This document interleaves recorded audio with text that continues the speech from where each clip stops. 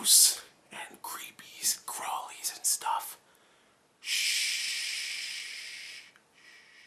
Okay, I'm not going to do the whole review like that. Hey, what's up everyone, and welcome to my review for The Quiet Ones, which is a brand new Hammer horror film, which of course Hammer is the big horror studio that's been around for years, and they're making their big return. The first movie they came back with was, what was it called again? With Daniel Radcliffe. Oh god, The Lady in Black? The Woman in Black, there you go. That was actually a pretty decent horror film for the most part, and it felt like a Hammer movie. So I was kind of looking forward to this film. I mean, yeah, I was actually looking forward to it because, you know, it was a Hammer film. The trailer itself looked mad, but it was a Hammer film, and I liked the last one. I liked that they're coming back, so I was still looking forward to seeing this. What did I think of The Quiet Ones? Shh. The story for The Quiet Ones,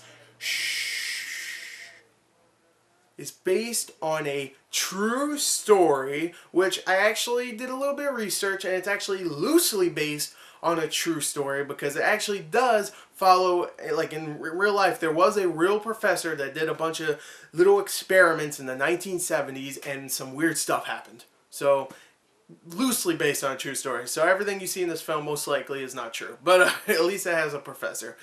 If you cannot tell, the story here follows a professor played by Jared Harris, a couple of college students that follow him around and help him with all the experiments, and a camera person played by Sam Claflin, who are all doing this experiment on this woman named Jane Harper, who they think is just has these like telekinetic powers, but of course everybody sees it and thinks, ooh, it's a ghost, she's possessed by a demon or something. So they're trying to prove that it's not a demon, it's just a manifestation of her own mind because she has these telekinetic powers. So they perform all these experiments and blah blah blah, there's a bunch of creepy stuff happens, people get thrown around and a lot of loud noises and jump scares and stuff. You know exactly what's going to happen in this film.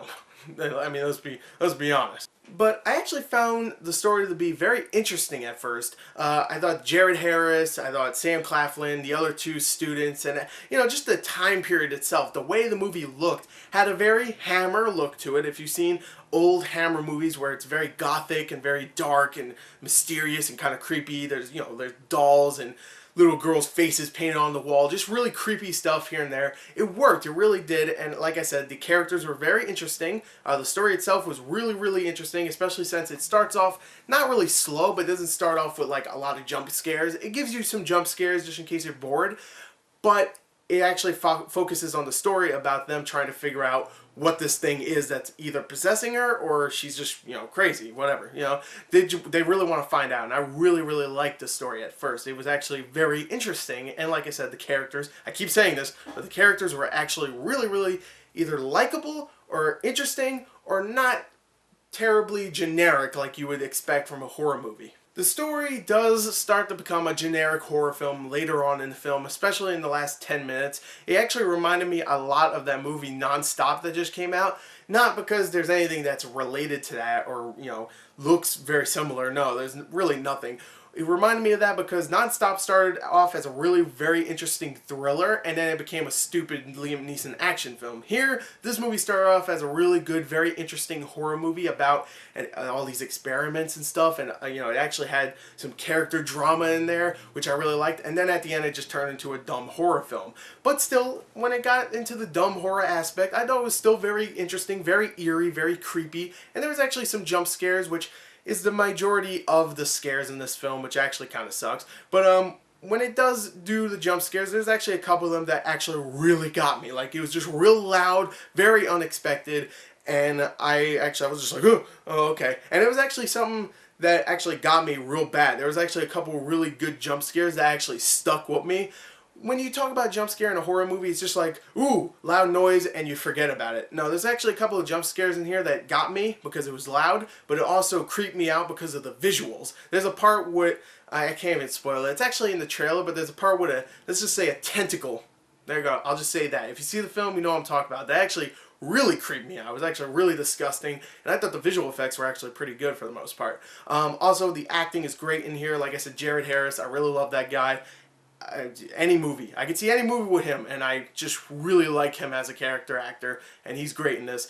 Sam Claflin, which I'm very surprised. I mean, he was great in the last Hunger Games movie, but like stuff like Pirates of the Caribbean 4 and a bunch of other films I saw him in, that freaking Snow White movie, I thought he was terrible in those two movies. This, he was actually really good. He's actually becoming, he's coming in on in his own as an actor. I thought he was really good. The rest of the cast is great as well, especially the girl that plays Jane Harper, who is incredibly hot, and you actually get to see a little bit of her naked, just a little bit. And that was actually surprising, considering this is actually a PG-13 movie. That's another thing I have to mention. Besides the nudity, there's actually quite a bit of blood. It's not a bloodless horror film. There's actually a couple moments where you see, you know, a good amount of blood, which I was very surprised at. So overall, I really liked The Quiet Ones. I actually really did. It's been getting pretty bad reviews for the most part, and no one's going to see it, but I found the first like hour of the film to be extremely interesting. The story was really interesting. The characters were actually pretty well developed. The acting was really good. The dialogue itself, not amazing, but pretty decent for the most part. And I thought, you know, I thought it was interesting. And then later on, it got into the cliche horror routes. I mean, it was a bunch of people with cameras just going around in the dark, and then, oh, jump scare. The jump scares, like I said, they work at times, but again, I'm getting a little sick of just jump scares in horror films. I want more atmosphere. And this movie gives me atmosphere, but it doesn't give me enough of it. It gives me way more jump scares than atmosphere. And sure, it is very intense, but again, there's more jump scares than intensity. There's a lot of times where it's intense, but then it just does a jump scare, and I'm just like, oh, come on. So overall, I really like this film, though, even though it kind of unwinds later on into the film and it becomes more cliched. I still very much enjoyed it, especially because of the acting and the first hour and the story itself. I really thought it was interesting. So there you go. There's my review. There is some dumb parts in the film, don't get me wrong, especially the end, the ending. Not a lot of people are going to like. I didn't love it myself, but I still very much enjoyed this film. I'm gonna give it a 29 out of 40. I thought The Quiet Ones was actually pretty damn good. So there you go. There's my review. I hope you enjoyed it. Thank you and goodbye.